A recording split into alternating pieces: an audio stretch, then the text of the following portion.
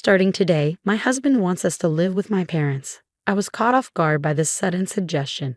We just said goodbye to my father, who recently passed away after being sick for a long time. Despite the sadness of the funeral still lingering, my husband packed up and left our house. He said we're moving to a villa my father left me. When we got there, my in-laws were already settled in. My name's Natalie, I'm 33, and I'm a designer who's just started living on my own. I've been living with Justin for 3 years now since we got married.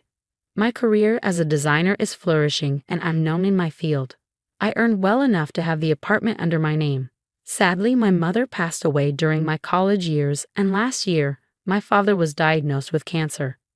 Despite his brave fight, the disease progressed, and the doctors warned us to prepare for the worst.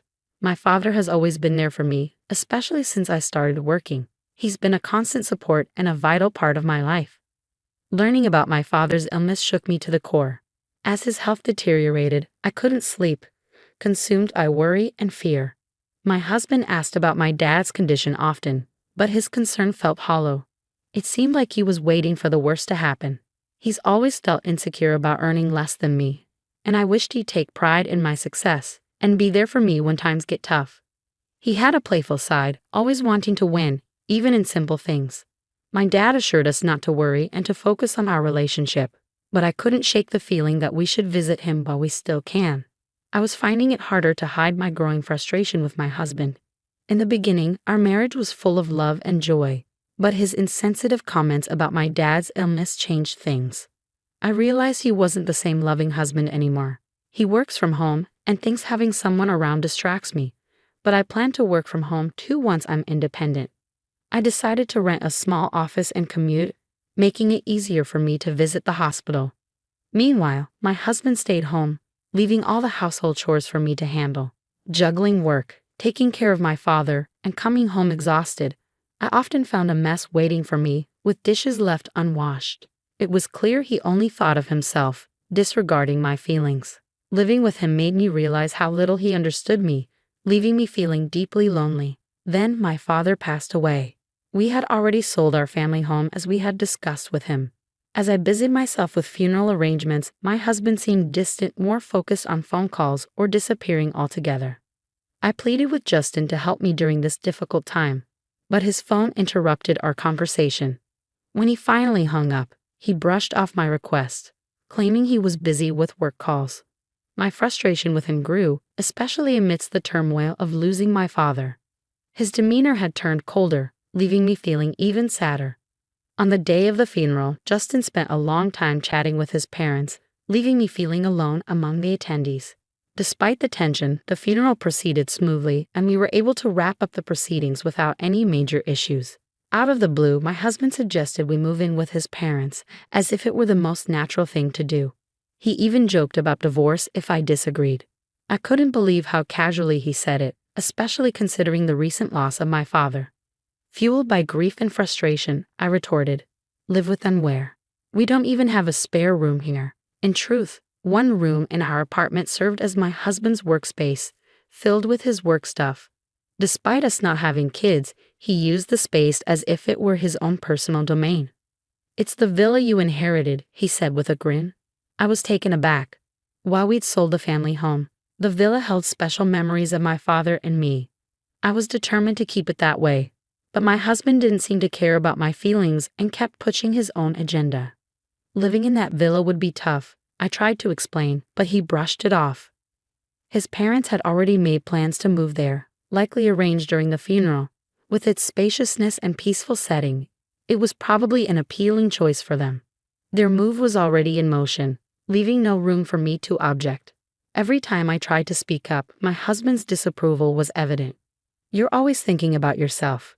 Your constant absence because of your father's illness and emergencies has taken a toll on me. Do you even realize how much I've had to endure because of your obsession with your father?" His words were harsh, plunging my world into darkness. "Now that your father is gone, you need to listen to me." His year-long struggle was too much to bear. His callous remarks cut deep, leaving me in disbelief. I didn't want to accept that this was who my husband truly was, but it was clear he had little regard for my father or me. I couldn't shake the memory of my father's pain during his final days in the hospital. My father wouldn't have wanted me to just follow my husband's orders, leaving me behind. And he certainly wouldn't have wanted me to abandon my own feelings. In that moment, any love I had for my husband seemed to disappear. I couldn't shake the feeling of bitterness knowing he was excited about the villa while I was still mourning my father's death. Despite my emotions, I tried to warn him. Living in the villa might not turn out as you expect. I highly doubt that, was his response. With that, I had to accept his decision. I packed only the essentials and left our home. My husband looked puzzled at my sparse belongings, but I simply told him, I'll come back for the rest later. I couldn't bear to exchange any more words with him. It was painful to see the faces of my in-laws, who I imagined were eagerly awaiting my father's death and were now happily moving into the villa. I followed my husband in silence, unable to bear the thought of my cherished place being taken over by his desires. While technically a villa, it's more like a cozy family home by the sea, nestled in a neighborhood where life is simple and peaceful. Despite its tranquil surroundings, it's conveniently close to the city center, making it a valuable piece of property. As I stepped out of the station, memories of my childhood flooded back. I remembered how my father used to carry me home on his back after I fell asleep on the train ride. When we reached the villa, my in-laws were already there. I couldn't shake the feeling of suspicion, realizing that my husband must have secretly given them a key without my knowledge.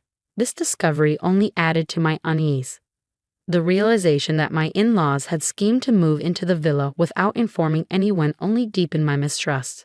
As I looked around, I could see the excitement in their eyes as they envisioned their future in this home. Despite being a single-family house, it was filled with sturdy furniture chosen by my father and slightly different European-style decor that must have appealed to my mother. "What a beautiful villa. It's simply perfect," they exclaimed. "Goodbye to that cramped apartment. We're so fortunate to be able to live here now. The view from the second floor is breathtaking. Your father was clever to keep such a wonderful home a secret. We should all enjoy it together, as a family." Their enthusiastic remarks only fueled my irritation. It seemed like they didn't fully grasp the weight of my father's passing and simply saw the villa as a luxurious home they lucked into. Truly, both the location and the house are perfect. "We're lucky your father left us this splendid villa. We owe him our thanks," my husband chimed in, joining his insensitive parents in laughter. They cracked open beers to celebrate the move, oblivious to the solemnity of the occasion. I sighed as I prepared snacks, watching them tarnish the precious memories I had of my parents at the dining table. I chose to bury my feelings and endure the night. The next morning, the tranquility of the villa was shattered by my mother-in-law's piercing scream. I instantly knew something was wrong. As I woke up and hurried to investigate, I found my father-in-law and husband causing a commotion, slightly delayed in reaching the source of the scream. In the bathroom, my mother-in-law lay on the floor, clutching her foot with a panicked look. "The floor collapsed under me," she gasped, clearly shaken by the sudden event. "But the floor seems fine. You must have just slipped, right?" My husband and father-in-law seemed oblivious to the severity of the situation as they examined the spot she indicated. However, the floorboards appeared smooth and undamaged. Despite their reassurances, she remained adamant. My father wouldn't have wanted me to just follow my husband's orders, leaving me behind. And he certainly wouldn't have wanted me to abandon my own feelings. In that moment, any love I had for my husband seemed to disappear. I couldn't shake the feeling of bitterness knowing he was excited about the villa while I was still mourning my father's death. Despite my emotions, I tried to warn him, living in the villa might not turn out as you expect. "I highly doubt that," was his response. With that, I had to accept his decision. I packed only the essentials and left our home. My husband looked puzzled at my sparse belongings, but I simply told him, I'll come back for the rest later. I couldn't bear to exchange any more words with him. It was painful to see the faces of my in-laws, who I imagined were eagerly awaiting my father's death and were now happily moving into the villa. As they examined the floor, I was certain it had collapsed. "Have you tried stepping on that slightly different colored part of the floor?" I questioned. Their expressions shifted to surprise as they focused on the spot I indicated. Stepping between them, I leaned forward and pressed my slippered foot on the distinct section. Whoa, what was that? The floorboard made a distinct sound and gave slightly under my weight, snapping back into place when I lifted my foot. If someone unknowingly stepped on it, they'd think the floor had collapsed. "See, the floor sinks a bit. It's like a trap," I explained. "What?" That's dangerous. Is this house defective? They exclaimed. Calmly, I clarified, it's not a defect. My father intentionally installed it in this house. Why would he do that? They asked incredulously. It's what you'd call a mechanical mansion or a trick house, I revealed. As they examined the floor, I was certain it had collapsed. Have you tried stepping on that slightly different colored part of the floor? I questioned. Their expressions shifted to surprise as they focused on the spot I indicated. Stepping between them, I leaned forward and pressed my slippered foot on the distinct section. Whoa, what was that? The floorboard made a distinct sound and gave slightly under my weight, snapping back into place when I lifted my foot. If someone unknowingly stepped on it, they'd think the floor had collapsed. See, the floor sinks a bit. It's like a trap, I explained. What? That's dangerous. Is this house defective? They exclaimed. Calmly, I clarified. It's not a defect. My father intentionally installed it in this house. Why would he do that? They asked incredulously. It's what you call a mechanical mansion or a trick house, I revealed. In reality, my father was a devoted ninja enthusiast.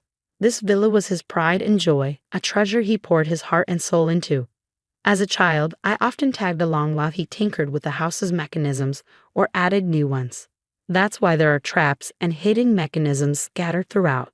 A shelf you shouldn't touch, a floorboard that gives way when stepped on, a door that requires a specific sequence to open, concealed passageways, and even secret rooms. Every corner of this villa is infused with my father's dreams and ingenuity, cultivated over many years. While it's perfectly suitable for everyday living for me, who grew up here and learned how to navigate all the traps from my father, it's a different story for my husband and in-laws, who are unfamiliar with its quirks. I did warn you that living here would be challenging, and I also mentioned that it's a place filled with my father's memories. My father's intense ninja obsession is pretty well known among her relatives. It's surprising you didn't know, I remarked. Initially, my husband denied any knowledge, but now he seemed speechless. My in-laws were equally taken aback by this revelation. With our apartment lease already canceled and nowhere else to go, they turned to my husband for guidance on what to do next. Amidst the chaos, both my father-in-law and husband inadvertently triggered another trap, causing them to stumble. As I watched them sprawled on the ground, I couldn't help but chuckle. Feel free to make yourselves comfortable for as long as you need, I said, my tone more sarcastic than welcoming. They had been enamored by the villa's luxury, ignoring my warnings and showing little interest in my father's peculiar hobbies. Now, they were experiencing the consequences of their oversight. Even my attempts to explain the dangers of the traps fell on deaf ears. It's no big deal. We'll get used to it, my husband insisted confidently, and I responded with a knowing smile. I'll head back to the apartment to get things ready for our move, I told them before leaving them at the villa. However, the truth was, I had no plans for moving preparations. Instead, I intended to take a few days off to sort through my father's belongings. As expected, just 2 days later, my husband and in-laws had had enough. During that brief period, I found comfort in being alone, allowing me to slowly regain a sense of positivity as I planned my next steps. Before long, my father's villa gained attention as a unique attraction in the neighborhood. It became known as the Trick Mansion and was regularly featured in local newsletters. Curious visitors would stop by whenever the villa was unoccupied. Looking back, I remembered strangers touring the villa and local children playing nearby, making it a vibrant spot in the community. My father had listed both the villas and our old home's phone numbers in the newsletters. However, with the family home sold, any inquiries would now come to the villa's number. Thanks to my upbringing, I was able to handle calls from foreign visitors as I was proficient in foreign languages. However, my husband and in-laws struggled with foreign languages. In addition to the stress of navigating the villa's traps, they were overwhelmed by unexpected visitors and foreign language calls. Exhausted and sleep-deprived, they retreated to the apartment. Why don't we all just live here together? My husband suggested. After eagerly awaiting my father's passing to claim the villa, they were ready to give it up after just 2 days. Instead of offering them tea, I handed my husband divorce papers that I had already prepared and signed. There's no way we can live together under these circumstances. If you understand, please leave quickly, I said with a heavy heart.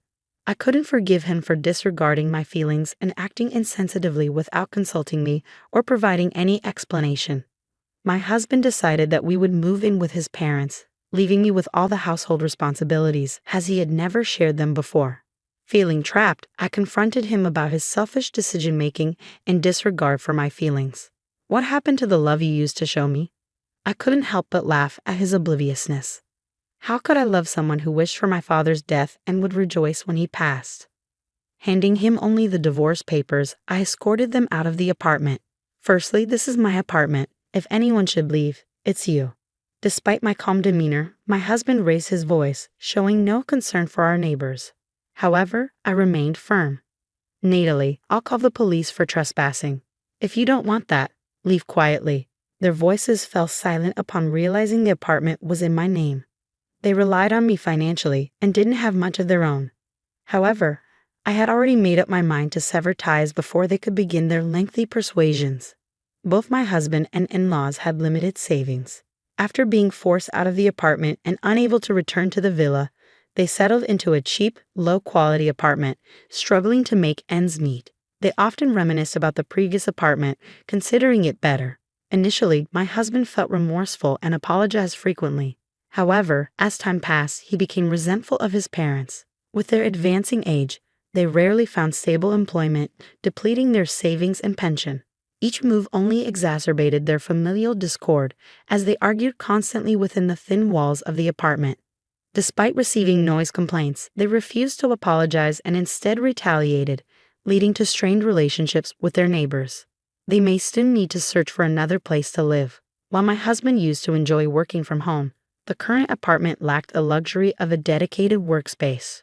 Struggling to focus on his work, his professional standing and sales took a nosedive. Now he barely makes ends meet with a late-night job at a convenience store and may need to take on multiple part-time gigs to survive. His in-laws regretted allowing their son to dictate their decisions, blaming him for their predicament during their frequent arguments. If only you had been more responsible, we wouldn't be in this mess. You should have double-checked everything. Don't pin the blame on me. She's the one who kept things hidden, they argued. I remained silent as they continued their accusations. If only you had communicated better with your father, none of this would have happened. I never imagined we'd end up like this because of our son, they lamented. Yet they had always harbored hopes of inheriting the villa and were elated when my father passed away. I'll never forget that. Following the divorce, I made significant progress in my career as a designer. To cope with my father's passing and these turbulent events, I incorporated ninja elements into my designs, sharing them on social media platforms. Their popularity surged, catching the attention of a major cosmetics company. To my surprise, they approached me for a project, designing packaging with an Asian flair, incorporating ninja elements. It felt like a way to honor my father's memory, so I eagerly accepted the opportunity and poured myself into the work. The project was a resounding success, propelling my career to new heights. With joy in my heart, I shared updates at my parents' graves, grateful for the chance to honor their memory in such a meaningful way. I chose to keep the mechanical house, preserving it as a special place brimming with memories of my father. I began organizing tours and transformed it into a space where both tourists and local children could enjoy themselves free of charge. Soon, the house gained significant media attention, providing much-needed income to cover ongoing expenses. Additionally, online articles about the house were translated into foreign languages, garnering support from international fans. Some of the donations even came from elderly individuals who shared my father's passion for ninjas. I'm committed to maintaining this enchanting place for years to come. Meanwhile, the mechanical house remains a lively center of activity, especially beloved by local children. Is this the famous mechanical house?